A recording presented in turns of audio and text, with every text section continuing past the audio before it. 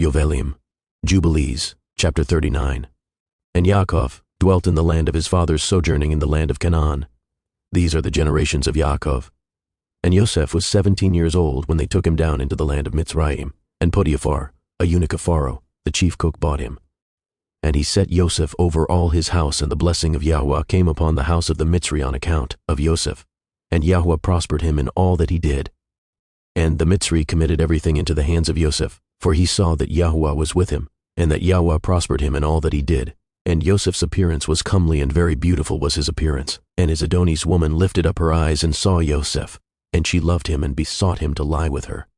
But he did not surrender his soul, and he remembered Yahweh and the words which Yaakov, his father, used to read from amongst the words of Abraham, that no man should commit fornication with a woman who has a man, that for him the punishment of death has been ordained in the heavens before El Elyon, and the sin will be recorded against him in the eternal Sepharim continually before Yahweh.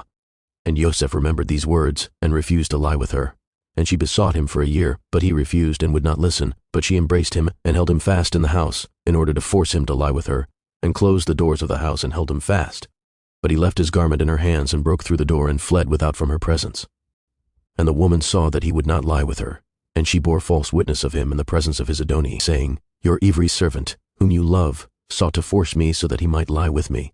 And it came to pass, when I lifted up my voice, that he fled, and left his garment in my hands when I held him, and he broke through the door.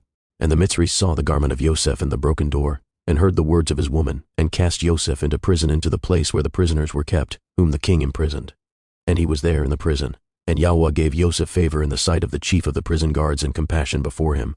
For he saw that Yahweh was with him, and that Yahweh made all that he did to prosper. And he committed all things into his hands. And the chief of the prison guards knew of nothing that was with him, for Yosef did everything, and Yahweh perfected it.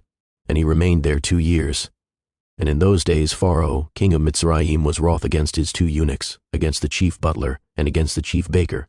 And he put them in ward in the house of the chief cook, in the prison where Yosef was kept. And the chief of the prison guards appointed Yosef to serve them, and he served before them.